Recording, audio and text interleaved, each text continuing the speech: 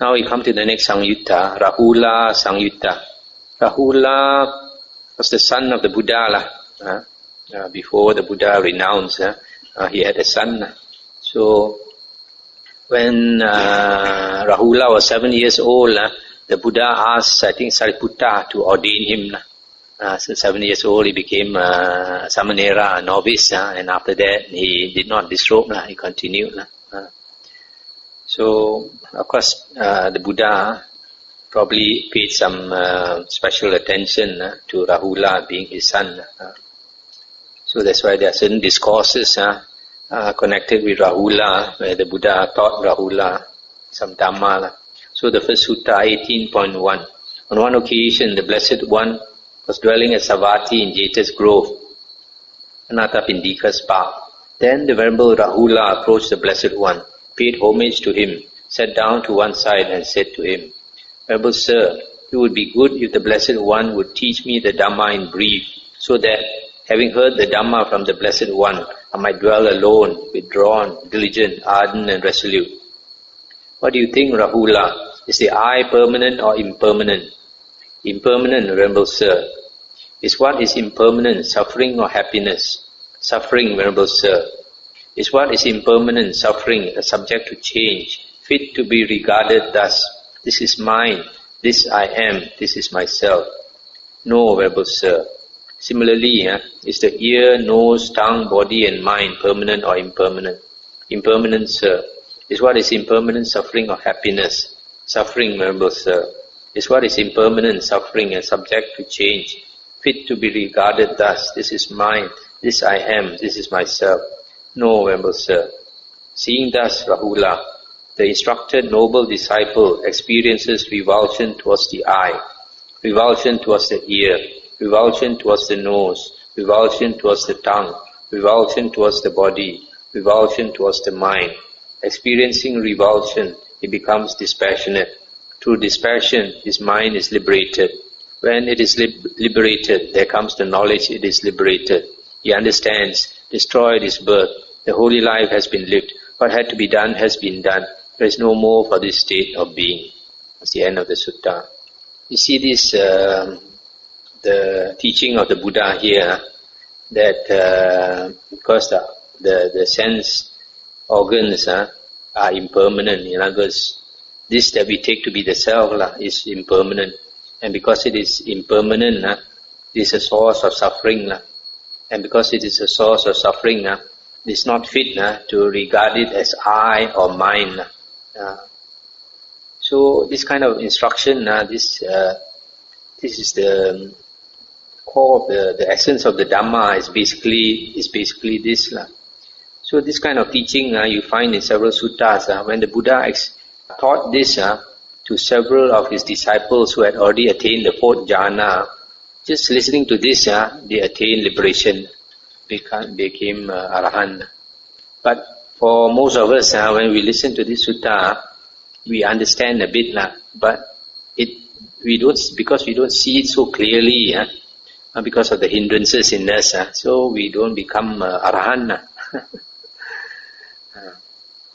Actually, the point of this sutta is that this that we take to be the self, our body and our mind, is impermanent. And this impermanence, because we don't contemplate much on it, we don't think. But if we think, actually, that one day this body will grow old, will become ugly, will die, become sick and die. So if it's going to die one day, why you cling on to it? If you cling on to it, it'll give you suffering. That's not. So the faster we let go of it, the faster we don't suffer so much. Later you see in one of the suttas, the Buddha says contemplation of this impermanence is very important. If we keep contemplating impermanence, then we'll see the real nature of the world and the real nature of our body and mind. 18.21 at Savatthi. Then the Venerable Rahula approached the Blessed One, paid homage to him and sat down to one side and said, this is one of the suttas that are repeated. It is also found in the Anguttara Nikaya 3.32 and also in the Samyutta Nikaya in another place, Sutta 22.71 and 22.76. Venerable Sir, how should one know, how should one see, so that in regard to this body with consciousness and in regard to all external signs, I-making, mind-making and the underlying tendency to conceit no longer occurs within? Stop here for a moment. So here Venerable Rahula is asking the Buddha, how should we contemplate so that we can get rid of this conceit, this tendency to think that I am, I exist. Once you have the I, then you have the mind, my family, my relations and all that. So this if you can really see clearly this, then you can attain liberation. Then the Buddha said, any kind of form whatsoever, Rahula, whether past, future or present, internal or external, gross or subtle, inferior or superior, far or near, one sees all forms as it really is with correct wisdom thus. This is not mine, this I am not, this is not myself. Similarly, any kind of feeling whatsoever, any kind of perception, any kind of volition, any kind of consciousness whatsoever, whether past, future or present, internal or external, gross or subtle, inferior or superior, far or near, one sees all of these aggregates as it really is with correct wisdom thus. This is not mine, this I am not, this is not myself. When one knows and sees thus, Rahula, then in regard to this body with consciousness and in regard to all external signs, I-making, mind-making and the underlying tendency to conceit no longer occurs within. At the end of the sutta. So this sutta is concerned with the 5 aggregates. That's why this sutta is repeated in the Samyutta about the 5 aggregates. So the Buddha is saying that these 5 aggregates are basically the body and the mind. We should see clearly that they are impermanent. Because they are impermanent, they are a source of suffering. And because they are a source of suffering, we should not take it to be I or mine. So for this Rahula-samyutta, I am only reading these 2 suttas. Now we come to Samyutta number 19. Lakkhana-samyutta. Lakkhana is a monk. His discourses concern questions that he asked. 19.1. On one occasion, the Blessed One was dwelling at Rajagaha in the bamboo grove, the squirrel sanctuary. On that occasion, the Venerable Lakkhana and the Venerable Mahamoggallana were dwelling on Mount Vulture Peak. Then in the morning, the Venerable Mahamoggallana dressed, and taking bowl and robe, he approached the Venerable Lakkhana and said to him, "Come, friend Lakkhana, let us enter Rajagaha for alms." So they wanted to go on Pindabat, alms round. "All right, friend," the Venerable Lakkhana replied. Then as he was coming down from Mount Vulture Peak, the Venerable Mahamoggallana displayed a smile in a certain place. The Venerable Lakkhana said to him, "For what reason, friend Moggallana, did you display a smile?"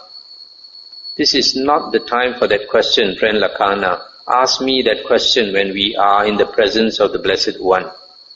Stop here for a moment. So the 2 monks, they were walking down the hill to go on alms round very early in the morning. Then Venerable Mahamoggallana, because he got psychic power, he saw some spirit. And then when he contemplated the spirit, usually it was a ghost. Then he smiled. And then Venerable Lakkhana asked him, because Venerable Lakkhana probably didn't have the psychic power to see. So Venerable Lakkhana asked him, "Why did you smile?" He said, "Wait until later, you ask me in front of the Buddha." Then when the Venerable Lakkhana and the Venerable Mahamoggallana had walked for alms in Rajagaha and returned from their alms round, after their meal they approached the Blessed One. Having paid homage to the Blessed One, they sat down to one side, and the Venerable Lakkhana said to the Venerable Mahamoggallana, "Here, as he was coming down from Mount Vulture Peak, the Venerable Mahamoggallana displayed a smile in a certain place. For what reason, friend Moggallana, did you display that smile? And Venerable Moggallana said, Dear friend, as I was coming down from Mount Vulture Peak, I saw a skeleton moving through the air. Vultures, crows and hawks, following it in hot pursuit, were pecking at it between the ribs, stabbing it and tearing it apart, while it uttered cries of pain. It occurred to me, it is wonderful indeed, it is amazing indeed that there could be such a being, that there could be such a spirit, that there could be such a form of individual existence. Then the Blessed One addressed the monks thus, Monks, there are disciples who dwell having become vision, having become knowledge, in that a disciple can know, see and witness such a sight. In the past, monks, I too saw that being, but I did not speak about it. For if I had spoken about it, others would not have believed me. And if they had not believed me, that would have led to their harm and suffering for a long time. That being, monks, used to be a cattle butcher in this same Rajagaha, having been tormented in hell for many years, for many hundreds of years, for many thousands of years, for many hundreds of thousands of years, as a result of that karma. As a residual result of that same karma, he is experiencing such a form of individual existence. It's the end of the sutta. So here, Venerable Moggallana saw a ghost with a skeleton body flying through the air, and these vultures and crows and hawks were chasing it and pecking at it, and he was crying and flying and crying and flying and crying. So the Buddha said he used to be a cattle butcher. He used to slaughter cows. So after that he went to hell for a long time, and after coming out of hell, he's still suffering as a ghost. Then all the other suttas in this Samyutta follow the same pattern. And only thing is the different things that Venerable Moggallana saw.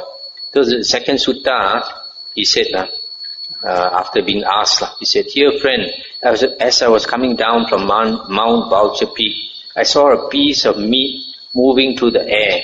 Vultures, crows and hawks, following it in hot pursuit, were stabbing at it and tearing it apart as it uttered cries of pain. And the Buddha said, that being, monks, was a cattle butcher in this same Rajagaha. So this second one, he was also a cattle butcher, but instead of being a ghost with a skeleton, he was a ghost full of meat. Maybe the first guy was always cutting the meat off the skeleton, so he was always thinking of the skeleton, so he was born as a skeleton. This one was always chopping the meat. And the third sutta also saw a lump of meat, and the Buddha said, that being was a poultry butcher in this same Rajagaha. He used to slaughter chickens. The fourth one, I saw a flayed man. The flayed man means a ghost with all the skin removed. That being was a sheep butcher in the same Rajagaha. The fifth sutta, I saw a man with body hairs of swords moving through the air. Those swords kept on rising up and striking his body while he uttered cries of pain. And the Buddha said, that being was a hog butcher in the same Rajagaha. He used to slaughter pigs. The sixth sutta, I saw a man with body hairs of spears moving through the air. Those spears kept on rising up and striking his body while he uttered cries of pain. And the Buddha said, that being was a deer hunter in the same Rajagaha. The seventh sutta, I saw a man with body hairs of arrows moving through the air. Those arrows kept on rising up and striking his body while he uttered cries of pain. And the Buddha said, that being was a torturer in the same Rajagaha. That means he worked for the king. So when any criminal was to be tortured, he used to torture people. So now he is in pain. The eighth sutta, I saw a man with body hairs of needles moving through the air. Those needles kept on rising up and striking his body while he uttered cries of pain. And the Buddha said, that being was a horse trainer in the same Rajagaha. You see, when they train horses, they have to beat the horses, they have to poke the horses, So make the horses suffer to discipline the horse. Make the horse got to do what the trainer wants him to do. And usually a new horse is very stubborn, so they have to poke and all that. The ninth sutta. I saw a man with body hairs of needles moving through the air. Those needles entered his head and came out from his mouth. They entered his mouth and came out from his chest. They entered his chest and came out from his belly. They entered his belly and came out from his thighs. They entered his thighs and came out from his calves. They entered his calves and came out from his feet, while he uttered cries of pain. And the Buddha said, that being was a slanderer in the same Rajagaha. Amazing, because see how much person who slanders other people, talk bad about other people, and then you create a lot of harm to that person. Even for monks, sometimes some lay people, they don't like a particular monk. They will talk bad about that monk, and then it goes around, and then so it does a lot of harm to his reputation. So this person, he was this type of person. So if you slander a virtuous person, then the karma vipaka, the result is much worse. So in this case, I don't know how many people he slandered. So he is born like that. Then the 10th sutta. I saw a man whose testicles were like pots moving through the air. When he walked, he had to lift his testicles onto his shoulders, and when he sat down, he sat on top of his testicles. Vultures, crows, and hawks, following him in hot pursuit, were stabbing at him and tearing him apart while he uttered cries of pain. And the Buddha said, that being was a corrupt magistrate in the same Rajagaha. So you see, this corrupt magistrate, he does a lot of shameful things, which he doesn't want people to know, or doesn't want people to see. But when he's born as a ghost, then what is shameful is exposed. The 11th sutta. I saw a man with head submerged in a pit of dung. And the Buddha said, that being was an adulterer in the same Rajagaha. You see, when a person commits adultery, he dirties the body. So here the result is living in a shit hole, full of shit. The 12th sutta. I saw a man submerged in a pit of dung, eating dung with both hands. And the Buddha said, that being, monks, was a hostile Brahmin in the same Rajagaha. In the time of the Buddha Kassapa's dispensation, he invited the bhikkhu Sangha to a meal. Having had rice pots filled with dung, he said to the monks, Sirs, eat as much as you want from this and take away the rest with you. So here, this hostile Brahmin, he didn't like the Buddha and the monks. So he knew that if you invite them to a house for a meal, they will come for a meal. So he had all the shit put in the pots. So when the monks came, he invited them to eat shit. So he thought it was a big joke, but now his joke backfired. So he's eating shit for a long time. 13th sutta. I saw a flayed woman moving through the air. Vultures, crows, and hawks, following her in hot pursuit, were stabbing at her and tearing her apart while she uttered cries of pain. And the Buddha said, that woman was an adulteress in this same Rajagaha.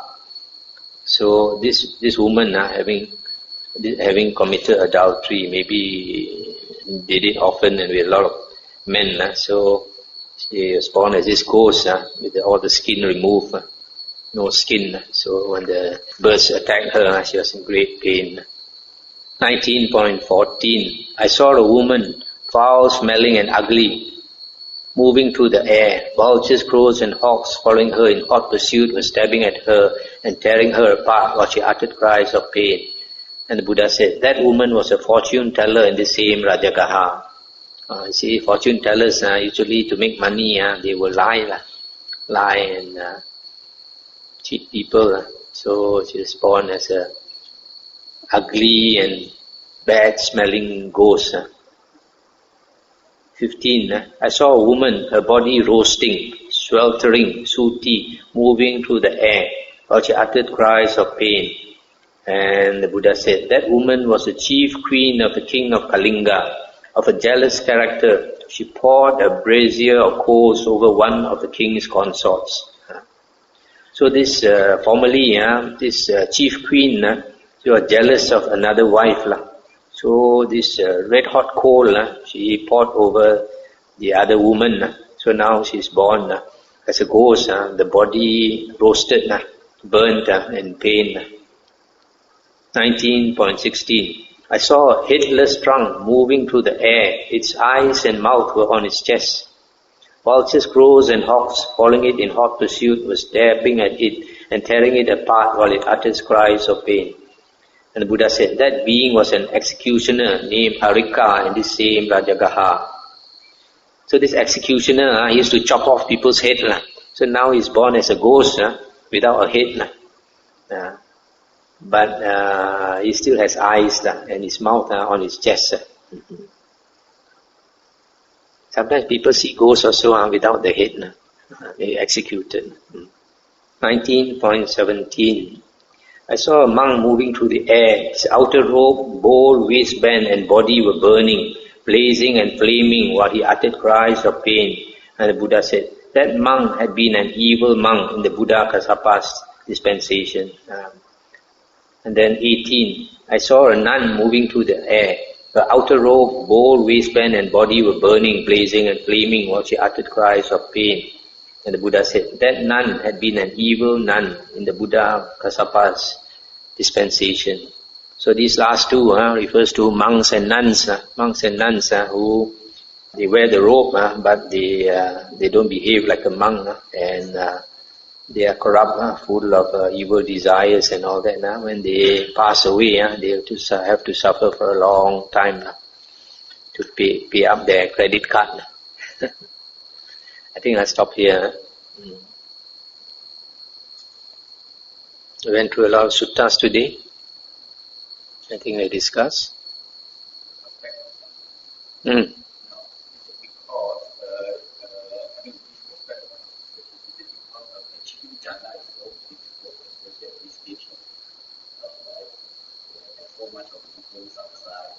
It's one of the reasons. People always like to find a shortcut. Just like some people say, you recite the name of the Buddha, you can be reborn in heaven. But whereas the Buddha says, you have to behave like a heavenly being, then only you can be reborn in the heaven. Not just recite the name. It's always the case. People always like to find a shortcut, easy way out. You see, like we learn the Dhamma. In Chinese, we say 学佛 we follow the Buddha's footsteps. That is the proper way. But a lot of people, they think they come to Buddhism to pray, to pray. Pray to the Buddha for help. Pray to the Buddha to fulfill their wishes. That is not what Buddhism is about. Buddhism is a do-it-yourself religion where we have to do everything ourselves. So because of that, a lot of people, they are lazy. They are not. They don't want to put the effort, so they try to find an easy way out. Pray to Kuan Yin and all that.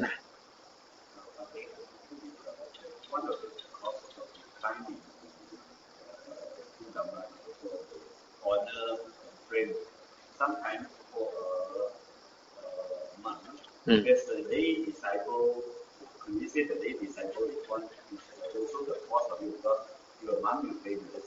Most people will want to get associated with the monk, there was a lot of offering, try to gain favor. Yes. The lay people are greedy for merit, so they like to make offerings to famous monks.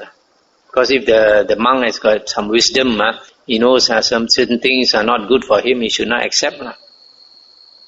And he should not go around behaving like a movie queen, movie king, a superstar, and all that.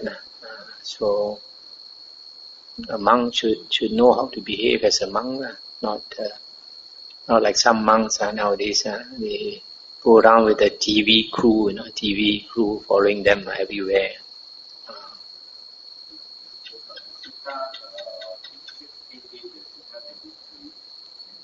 688.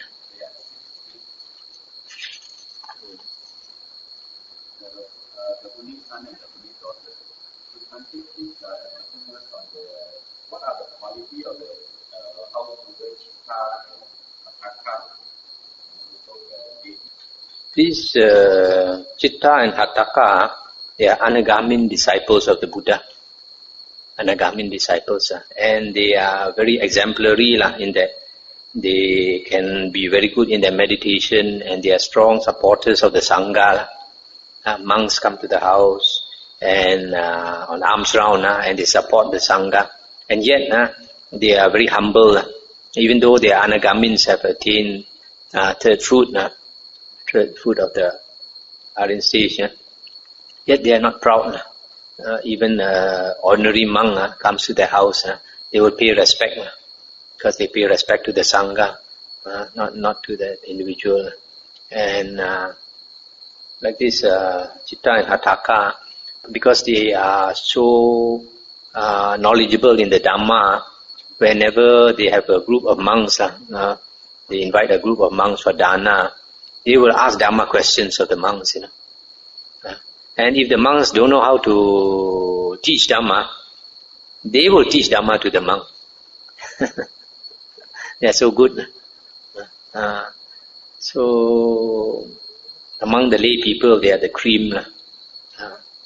So whereas this Kujuttara and Velukandakya, what we know is they are also Anagamins. But about them, there is not much spoken of in the suttas. Whereas in the suttas, there are more about this Chitta and Hataka. So probably they are in the same standard. Yeah, so like this lay woman, I think this Velukandakya, or maybe both of them, they are psychic. They have psychic powers. So like one night, there's one sutta where this Velukandakya Nandamata, in the night, she was doing some chanting. Then the Yakka king flew by, and then heard her chanting, and then descended and spoke to her, like her chanting. And then also this Devaraja, Yakka Devaraja, told her, in a few hours' time, remember Sariputta and I think Moggallana and a few Arahant monks, they are coming here. You please do offer food to them, and you say, it is in my name. That means he wants the merit. So this lady said, I will make the offerings on your behalf. So the next morning when the monks came, she sent somebody to go and invite them to her house for a meal, and then they were surprised. How do you know? You never inform anybody that we came. How do you know that we came?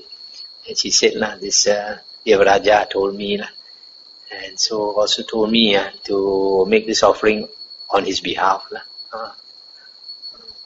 So you see, Devas also want merit.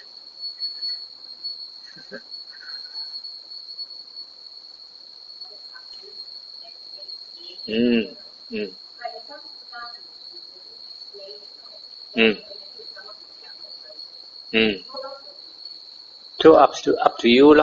If you are more familiar with the suttas, then you would know more precisely what the Buddha is trying to say.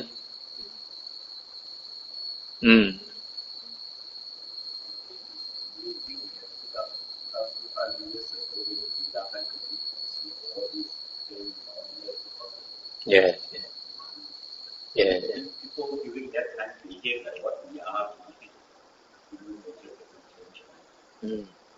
But during the Buddha's time, it was not so bad. Like here now, the Buddha says, when he sees gains and fame, he's talking about the monk who goes to on alms round. He gets a lot of food, becomes very proud. But nowadays, the gains that the monks get is so many more times more than during the Buddha's time. They drive around in Mercedes, they buy shares, they have property. All this is horrible compared to the Buddha's time. Okay, shall we transfer merit?